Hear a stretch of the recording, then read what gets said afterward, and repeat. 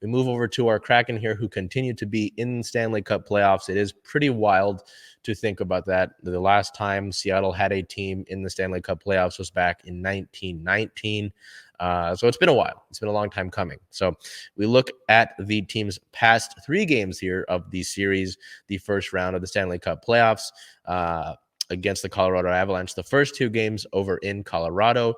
Seattle would win game 1 in Colorado to stun the home crowd and the Avalanche themselves with a 3-1 win. Our player of the game, Philip Grubauer in goal, 34 saves, a .971 save percentage, and 2.63 goals saved above expected. If you don't know what that means that basically Colorado should have had 2 more goals than they ended up resulting in, but Grubauer played well enough to stop that. So Seattle would take a 1-0 series lead in that one. That was more than most people expected. A lot of the media and the general country had expected the Avalanche to roll over Seattle and do so pretty easily, but the Kraken put up a good fight here and took game 1. In game 2, it seemed like things were going to continue to roll. They were going to continue to stun the crowd and just about everybody as the Kraken jumped out to a 2-0 lead. But when unfortunately allow the next 3 goals unanswered and would fall to the Avalanche in game 2 on the 20th. Our played the game forward, Yanni Gourde, 2 assists, 2 points, 1 ±, 2 shots, and 4 hits for Gourde there. This one was a tough one. Again, the 2-0 lead, you kind of got to have that. And Seattle just kind of ran out of gas. It's always talked about how in Colorado, when you play in Colorado at elevation, that the third or the fourth day really get to you. And it seemed like this was the case. Seattle looked like they ran out of gas in the second and third period, and they just weren't able to maintain the hot start that they had to begin that game. They weren't able to continue that waves and waves of pressure sort of play that they had. And they ultimately fell through. I mean, this is an Avalanche team that's really good. They won the Stanley Cup last year. They're missing a few key players from that team. But ultimately, this is relatively the same team and a really solid team, too. They won the NHL Western Conference Central Division. They're a really solid team. And it's just, you can't expect to roll over them entirely. They're a damn good team, and they were expected to win the series without any trouble. So coming out of the first 2 games in Colorado with a 1-1 record is I'm sure a lot of people would take that. Coming back to Seattle for game 3 on the 22nd, Seattle would lose that game by a score of 4-6. Our player of the game forward, Jaden Schwartz, 2 goals, 2 points, 4 shots, 2 hits, and 2 takeaways. He would score the first power play goal of the entire series, that is between Seattle and Colorado, in the dying minutes to put his goal total to 2. Our photo of the game from that one by our photographer on site, Liv Lyons. You can see here Jamie Alexiak, defenseman, celebrating his goal. And it was the second goal of the game for the Kraken. The first in the second period. 19 seconds later, teammate Matty Beniers would score to tie things up at 3 heading into the second intermission. And it was all this hope, right? You tie the game. Colorado had come out and started to look like impose their will.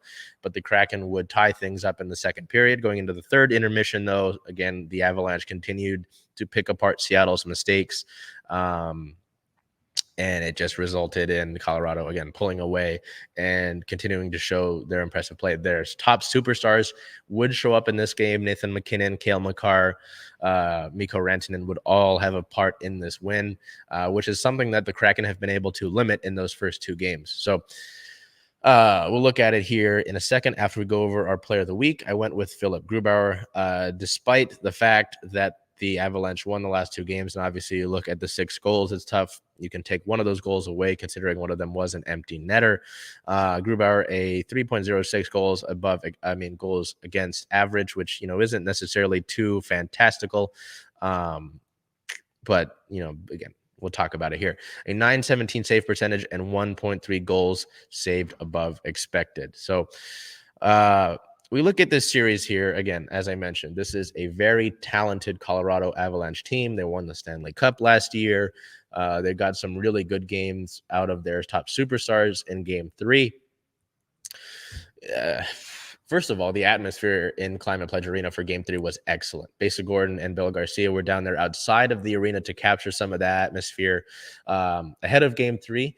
And I know Converge has great coverage of that on the blogs. There was a YouTube video as well that's on all the platforms that Converge has. That was excellent. That was really incredible to hear how loud that stadium got, to see all the rally towels, to hear how loud the building got after goals 2 and 3 from Alexiak and Beniers. Uh, Ultimately, Seattle has had their mistakes exploited by the Avalanche in games 2 and 3. They were pretty mistake-free in game 1 outside of the one goal that they allowed to Mikko Rantanen in the first period. Mikko Rantanen was able to get backdoor in the crease, no coverage there, an easy tap in off the pass. Games 2 and 3, some of those cracks have been showing. It's unfortunate,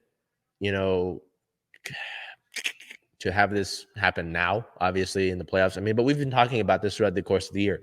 Seattle has made defensive lapses, defensive errors throughout the course of the season, and it's hurt them in more than one way. If they were able to be cleaner in that regard and played tighter that way, then they probably have won more games and would have challenged for the NHL's the Pacific Division title.